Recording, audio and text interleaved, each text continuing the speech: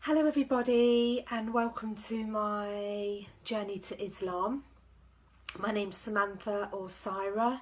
I answer to both. I like both. Samantha is my born given name and Syra is my Islamic name, so which I chose for myself. And I chose Syra because my first encounter with Islam ever was when I went to school with a girl called Syra and she was Muslim. So that's why I chose Syra, because I feel like that was the very start of my journey. So just a little bit of background about me. I'm 32, soon to be 33 in February, inshallah. My journey of Islam is quite a long one, so I won't get into loads and loads of detail. But to give you a rough idea, my mum and dad are atheist. They don't believe in God. I don't have any family members that believe in God or have believed in God. So I've never been in that kind of environment. I went to a very multicultural school with Sikhs, Hindus, Muslims, Christians, Catholics from all over the world. Bosnia, France, so I've always been kind of exposed to lots of cultures, and I grew up with a predominantly Sikh family. They were friends of mine, but I was with them a lot, obviously, when I was young. So I've always been very open-minded about religion and culture, and because I live in the UK, I live in a place called Leicester. There's lots and lots of different cultures here. It's actually celebrated here that there are lots of different cultures and religions and faiths. So I am really lucky in that aspect. So a little bit about my journey. In 2014, I was in town and I saw a man with a Quran, a brother with a Quran, and he was talking about Islam and what Islam was about. And back then I didn't really understand being a Muslim or Islam, or I just, like every person, well, not every person, but lots of people, they just go on what the media said. So I thought, I'm going to have an argument with him today. That's the mood that I was in. So I just kind of went up to him and I was like, but what about you blowing people up? What about what's happening in Syria? What about what's happening in Gaza? What about, what's going on, in the communities where men are beating their women? And why do we have to walk 5 steps behind? And please, Allah forgive me for my stupidness. That's all I could do, is just ask for forgiveness for my stupidness. Anyway, so he received me with kindness and love, and he was very, very understanding, and he answered my questions. And once I left him, I thought, I'm ridiculous. I'm really, really blind. So I went home and started talking with my then boyfriend, who is now my husband, about Islam and about Muslims, and he was already very open-minded about these things, and I just felt like I needed to kind of catch him up.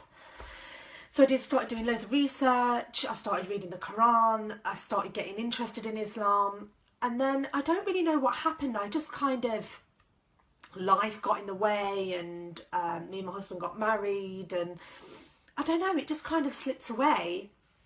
There was a point where I actually was bombarding one of my Islamic friends with loads of questions about being a Muslim and Islam and what's what, to the point where I actually just had to block them on Facebook and on all of my social media and on my phone, because every time they were talking to me, I realised that it was the truth, and it was almost like I was scared. I got cold feet and ran away.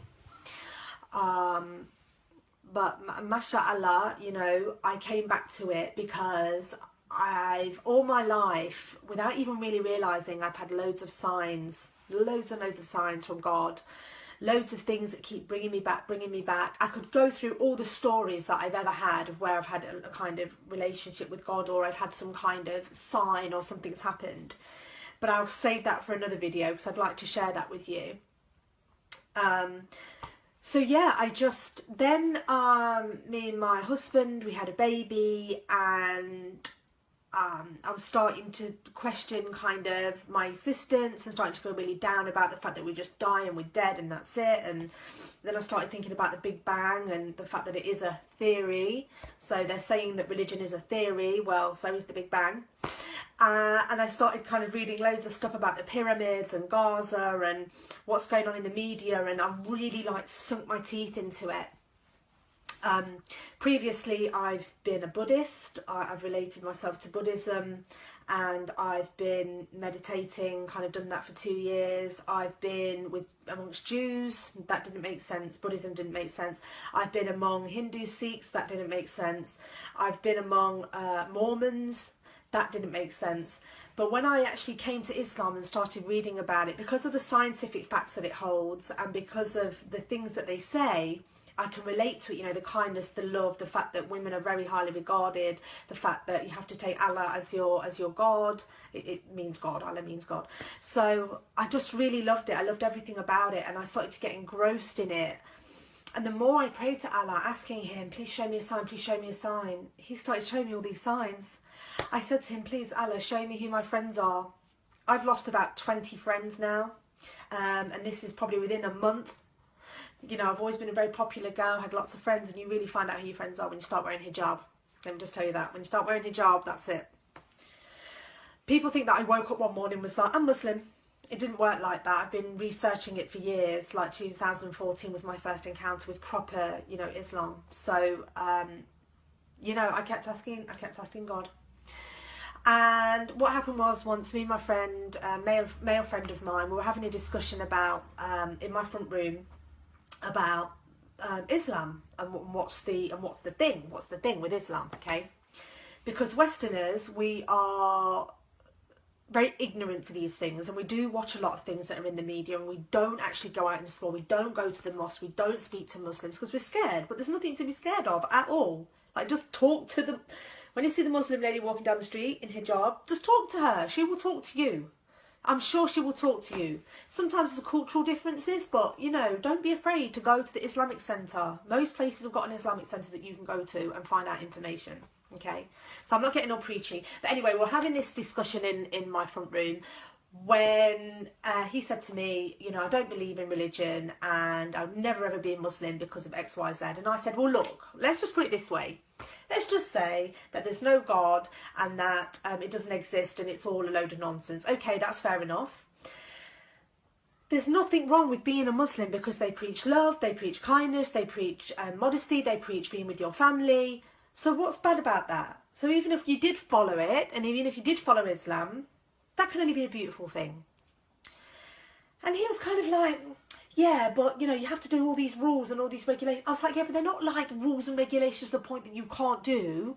Why do you have to pray 5 times a day? Well, because you have to meditate. You have to pray to Allah and take him as your God. But it's also a time for reflection and meditation for yourself. It calms you, it centers you. And there's a reason for everything in Islam. It's not just like, oh, just because it's trying to dictate or it's trying to rule. It's not like that. It's not like that at all. And the strangest thing is, and I've told this story a few times, is that in that moment while we were having that discussion about praying, actually, oh, I can't believe it. Still to this day, it gives me goosebumps. A leaflet came through the door, and on it said, what do you know about Islam? I was like, I was like, it's a sign, it's a sign, it's a sign.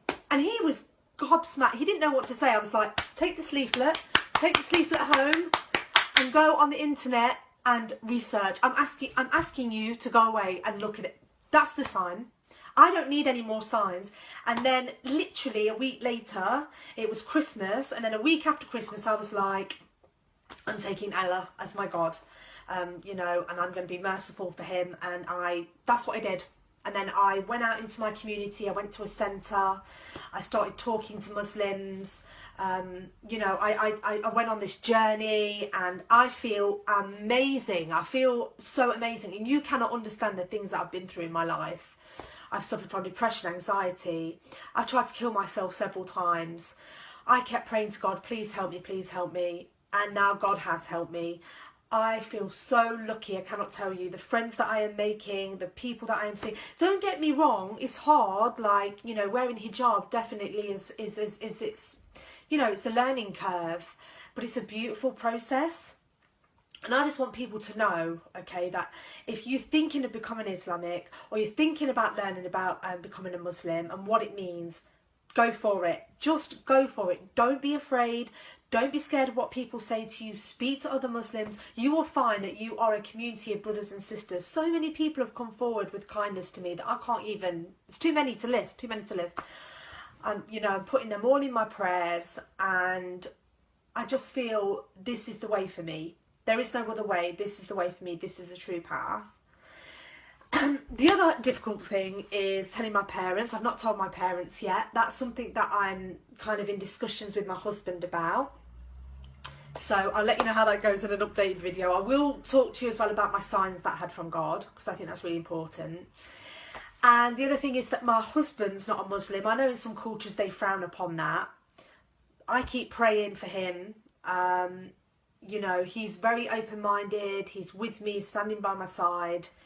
I just hope that Allah, you know, mashallah, that he will succumb and he will realise. I just keep praying, and, you know, I know some cultures don't like it that he's not a Muslim, but it's not my choice to make. He has to make it himself.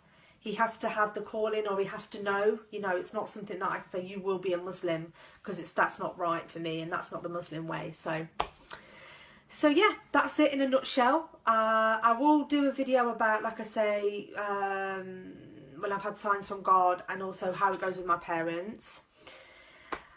Yeah, so I'm working in the community now. I'm going to be doing lots of work with the Muslim community, and also hopefully, inshallah, starting up a group of converts. So if you've recently converted to Islam and you've been a bit lost, especially if you're white British or white, or come from a completely different culture, you don't even have to be white per se, but I want to start up something so we can have a support group.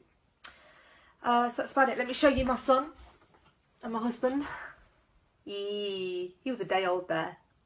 That's my husband and my little boy, Aina.